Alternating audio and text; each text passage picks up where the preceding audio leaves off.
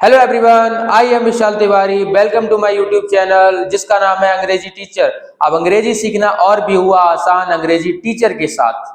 आइए देखते हैं। हमारा टॉपिक चल रहा था वॉइस, इसमें हम दो टेंस कंप्लीट कर चुके हैं, प्रेजेंट इंडेफिनिट टेंस और प्रेजेंट कॉन्टिन्यूअस टेंस। अब बारी है तीसरे टेंस की जिसका नाम है प्रेजेंट परफेक्ट टेंस। इसको हम देखेंगे कि इस टेंस में सब्जेक्ट के अनुसार हेल्पिंग वर्ब कौन सी हैज या हैव के साथ बीन लगाकर, हैज या हैव के साथ बीन लगाकर मेन वर्ब की थर्ड फॉर्म का प्रयोग करते हैं। सबसे पहले हम पढ़ेंगे असर्टिव सेंटेंसेस। जैसे कि मैंने आपको बताया था कि असर्टिव सेंटेंसेस के दो पार्ट होते हैं, एक होता है अफर्मेटिव सेंटेंस और दूसरा होता है नेगेटिव सेंटेंस। तो दोनों ही आज हम यहाँ समझेंगे। अगर स्ट्रक्चर की बात करें तो सबसे पहले आता है ऑब्जेक्ट। ऑब्जेक्ट के बाद हैज या हैव। अगर ऑब्जेक्ट सिंगुलर होगा तो हैज का प्रयोग करेंगे, ऑब्जेक्ट प्लूरल होगा तो हैव का प्रयोग करेंगे। उसके बाद बीन का प्रयोग करते हैं, मेन वर्ब की थर्ड फॉर्म, बाई, और अंत में सब्जेक्ट का प्रयोग करते हैं। और यही अगर सेंटेंस नेगेटिव में है तो ऑब्जेक्ट, उसके बाद हैज या हैव का प्रयोग करेंगे, फिर नॉट लगाएंगे, फिर बीन का प्रयोग, मेन वर्ब की थर्ड फॉर्म, बाई, और अंत में सब्जेक्ट का प्रयोग करेंगे।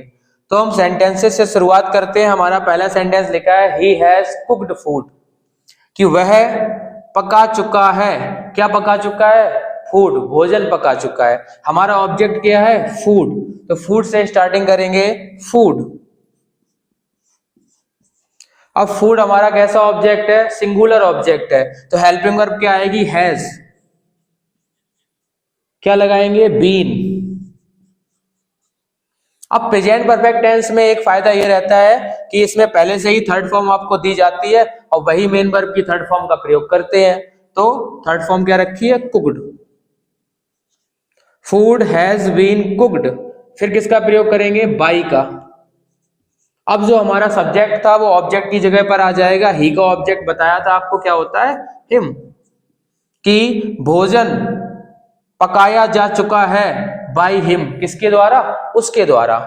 अब बात आती है दूसरे नंबर के सेंटेंस की। क्या लिखा है? They have done it. उन्होंने कर लिया है यह, या वह यह कर चुके हैं। यहाँ ऑब्जेक्ट क्या है? इट। अब जब इट को सब्जेक्ट बनाएंगे तो इट का सब्जेक्ट भी क्या होता है? इट। इट कैसा सब्जेक्ट है? इट एक सिंगुलर सब्जेक्ट है। इट के साथ क्या हेल्पिंग वर्ब आएगी? हैज। क्या लगाएंगे? बीन। मेन वर्ब की थर्ड फॉर्म पहले से ही रखी है, done. It has been done. किसका प्रयोग करेंगे? बाई। और दे का ऑब्जेक्ट क्या होता है? Them. It has been done by them.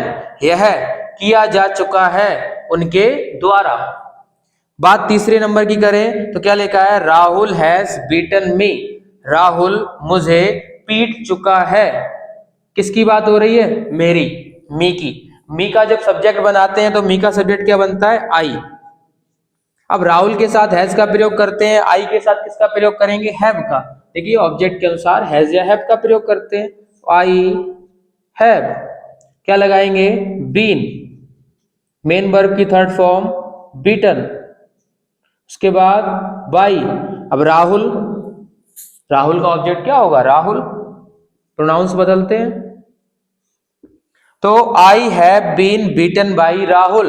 मैं पीटा जा चुका हूं। किसके द्वारा? राहुल के द्वारा। तो ये सारे हमारे थे अफर्मेटिव सेंटेंसेस। हम यहां देखेंगे नेगेटिव सेंटेंसेस। नेगेटिव सेंटेंसेस में कितना करना है? पूरा स्ट्रक्चर सेम रहेगा, बस क्या चेंजमेंट करना है कि हैज और बीन के बीच में हमको क्या जोड़ देना है? नॉट जोड़ देना है। पहला सेंटेंस क्या लिखा है? Father has not given me A car. कि पिताजी मुझे एक कार नहीं दे चुके हैं। अब देखिए यहां पर मेन वर्ब के बाद दो ऑब्जेक्ट आ रहे हैं, एक तो मी और दूसरा ऑब्जेक्ट एक कार। मैंने आपको बताया था कि ऑब्जेक्ट दो प्रकार के होते हैं, एक डायरेक्ट ऑब्जेक्ट और दूसरा इनडायरेक्ट ऑब्जेक्ट। डायरेक्ट ऑब्जेक्ट क्या होता है? जितनी भी निर्जीव वस्तुएं होती हैं वो सब किसमें आती हैं? डायरेक्ट ऑब्जेक्ट में। और जितनी भी सजीव वस्तुएं होती हैं वो किसमें आती हैं? इनडायरेक्ट ऑब्जेक्ट में। तो हम इसको दो तरीके से बना सकते हैं, मी से भी बना सकते हैं और एक कार से भी बना सकते हैं। मी से देखते हैं, मी का सब्जेक्ट क्या होगा? आई। ठीक है। आई के बाद हेल्पिंग वर्ब रखेंगे। फादर के साथ हैज आया था, आई के साथ क्या आएगा? हैव। अब किसका प्रयोग करते हैं? बीन का, लेकिन यहां नेगेटिव है तो क्या लगा देंगे? Not. I have not been. Main verb की थर्ड फॉर्म गिवन। अब जो एक्स्ट्रा ऑब्जेक्ट बचता है उसको यहीं रख दो मेन वर्ब की थर्ड फॉर्म के बाद। I have not been given a car by father का ऑब्जेक्ट फादर। ठीक है, इसको इस तरीके से भी बना सकते हैं। एक कार से अगर बनाना चाहो तो एक कार से भी देख सकते हैं हम क्या कि ऑब्जेक्ट में उठाओ क्या? एक कार। अब एक कार सिंगुलर है तो हेल्पिंग वर्ब क्या आएगी? हैज। क्या लगाएंगे? Not been, a car has not been given. अब क्या रखेंगे? मी। अब जैसे ही मी का प्रयोग करेंगे तो प्रोनाउन जो होता है ऑब्जेक्टिव केस में उसके पहले टू का प्रयोग करते हैं। तो a car has not been given to me by father. क्या हो जाएगा कि I have not been given a car, मुझे नहीं दी जा चुकी है क्या? एक कार बाई फादर, किसके द्वारा? पिताजी के द्वारा। यहां एक कार मुझे नहीं दी जा चुकी है बाई फादर, किसके द्वारा? पिताजी के द्वारा। ठीक है, अगला देखते हैं क्या लिखा है? क्रिकेट। तो क्रिकेट को आगे रखो। क्रिकेट सिंगुलर है तो हेल्पिंग वर्ब क्या आएगी? हैज। क्या रखेंगे? नॉट। फिर क्या लगाएंगे? Been. Cricket has not been. Main verb की third form played by. I का ऑब्जेक्ट क्या होता है? Me. I have not played cricket, मैं क्रिकेट नहीं खेल चुका हूं। Cricket has not been played, cricket नहीं खेला जा चुका है। बाई मी, मेरे द्वारा। The teacher has not taught us, अध्यापक हमें पढ़ा नहीं चुके हैं। ठीक है, किसकी बात हो रही है? हमें की। ऑब्जेक्ट में क्या है? अस, और अस का सब्जेक्ट क्या होता है? वी। तो वी। अब वी प्लूरल होता है तो क्या लगाएंगे? Have not been. We have not been. Main verb की थर्ड फॉर्म टॉट, किसके द्वारा? टीचर के द्वारा। तो by the teacher. We have not been taught by the teacher, हमें नहीं पढ़ाया जा चुका है बाई द टीचर, किसके द्वारा? टीचर के द्वारा। तो ये था हमारा असर्टिव सेंटेंसेस। अब हम इसके बाद देखेंगे इंटेरोगेटिव सेंटेंसेस। अब हम बात करेंगे इंटेरोगेटिव सेंटेंसेस की। इंटेरोगेटिव सेंटेंसेस हमारे दो प्रकार के होते हैं, यस नो टाइप और क्वेश्चन वर्ड टाइप। साथ में नेगेटिव भी देखेंगे। यस नो टाइप क्या होता है? जिसमें हेल्पिंग वर्ब का प्रयोग पहले किया जाता है। और क्वेश्चन वर्ड टाइप में इसी वाले स्ट्रक्चर में क्या ऐड कर देते हैं? क्वेश्चन वर्ड को ऐड कर देते हैं। तो हमारा स्ट्रक्चर क्या होगा? सबसे पहले हेल्पिंग वर्ब का प्रयोग करेंगे, उसके बाद ऑब्जेक्ट आएगा, फिर बीन का प्रयोग करेंगे, मेन वर्ब की थर्ड फॉर्म लगाएंगे, बाई, बाई के बाद सब्जेक्ट। और अगर नेगेटिव है तो ऑब्जेक्ट के तुरंत बाद किसका प्रयोग कर देंगे? नॉट का। इसी सेम स्ट्रक्चर में क्वेश्चन वर्ड टाइप भी ऐड हो जाता है, बस स्टार्टिंग में क्या जोड़ देते हैं? Question word. तो देखिए हमारे एग्जांपल्स इस साइड के यस नो टाइप के हैं और इस साइड के क्वेश्चन वर्ड देखेंगे। हैज ही कॉल्ड यू, क्या वह बुला चुका है तुम्हें, किसकी बात हो रही है? तुम्हारी।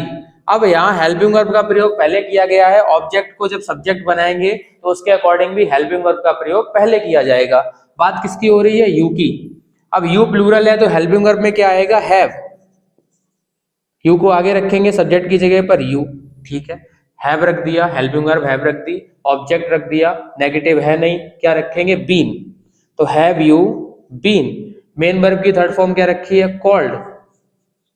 Have you been called, third form के बाद बाई, और बाई के बाद जो सब्जेक्ट है उसको क्या बनाओगे? ऑब्जेक्ट। ही का ऑब्जेक्ट क्या होता है? हिम।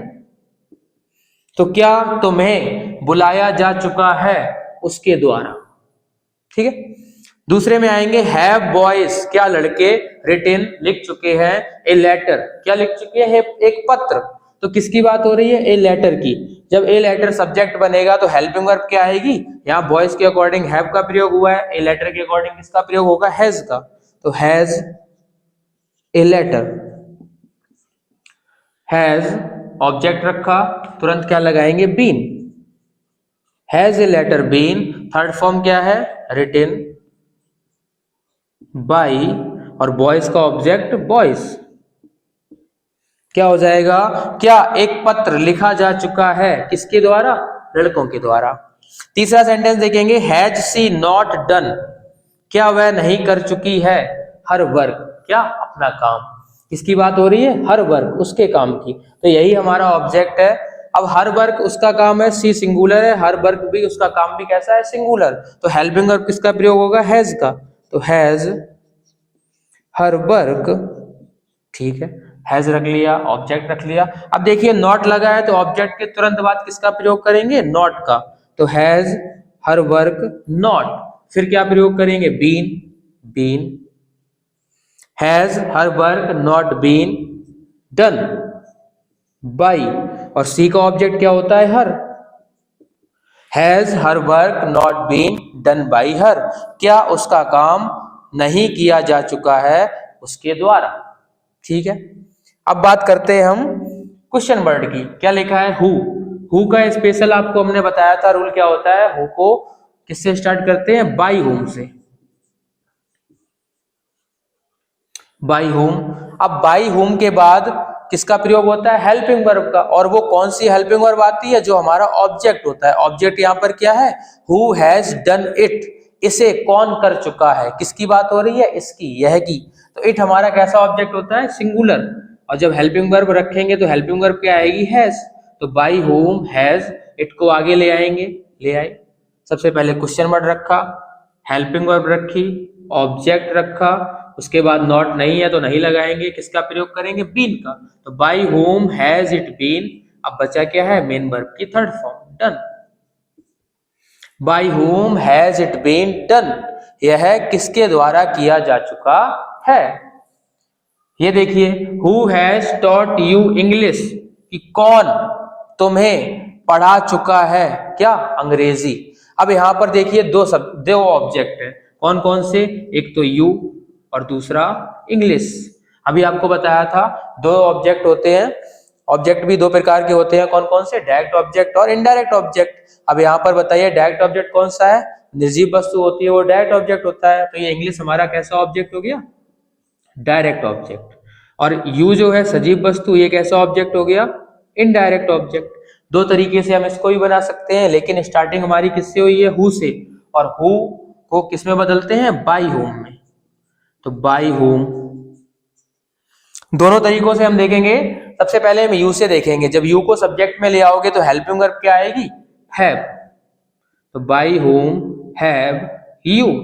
जैसे ही ऑब्जेक्ट रखते हो तुरंत क्या लगाते हो? बीन। तो by whom have you been, main verb की थर्ड फॉर्म क्या है? टॉट।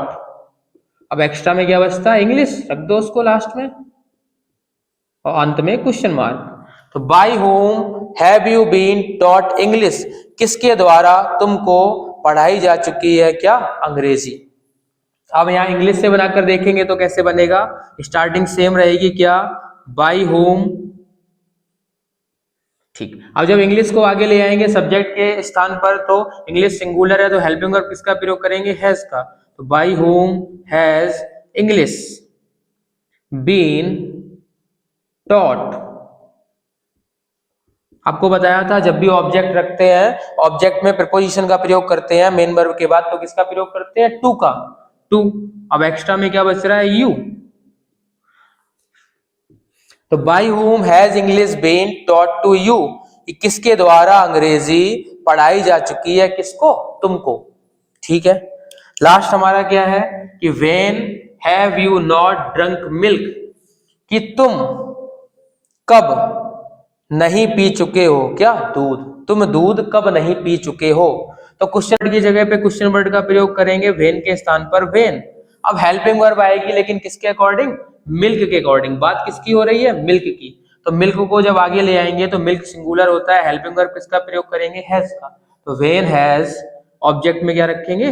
मिल्क, नया सब्जेक्ट बनता है वेन हैज मिल्क। ठीक है, question word, helping verb, object. मैंने बोला था नेगेटिव है, तुरंत क्या लगा दोगे? नॉट। तो when has milk not, not के तुरंत बाद किसका प्रयोग करेंगे? बीन का। बीन के बाद मेन वर्ब की थर्ड फॉर्म का, drunk. When has milk not been drunk, drunk के बाद बाई का प्रयोग। और किसकी बात हो रही है? यू की। यू का ऑब्जेक्ट क्या होता है? यू। तो when has milk not been drunk by you, कि दूध कब नहीं पिया जा चुका है तुम्हारे द्वारा। ठीक है, तो आप लोगों को क्लास अच्छी लगी होगी, ऐसे ही प्यार बनाए रखिए, देखते रहिए। और प्रेजेंट परफेक्ट टेंस हमारा खत्म हो चुका है। प्रेजेंट में 3 टेंस होते हैं, 4 टेंस होते हैं, present indefinite tense, present continuous tense, present perfect tense, present perfect continuous tense. लेकिन जो पैसिव वॉइस बनती है वो 3 टेंसेस की बनती है। किसकी किसकी? प्रेजेंट इंडेफिनिट की, प्रेजेंट कॉन्टिन्यूअस की, प्रेजेंट परफेक्ट टेंस की। प्रेजेंट परफेक्ट कॉन्टिन्यूअस टेंस की पैसिव वॉइस नहीं बनती है, इसीलिए हमारा प्रेजेंट टेंस आज यहाँ पर समाप्त होता है। अब हम आगे स्टार्ट करेंगे अगली वीडियो में, कौन सा? Past indefinite tense. तब तक के लिए जय हिंद, हंसते रहिए, मुस्कुराते रहिए। और हमारी वीडियो अच्छी लगी हो तो हमारे चैनल को जरूर लाइक कीजिए, सब्सक्राइब कीजिए।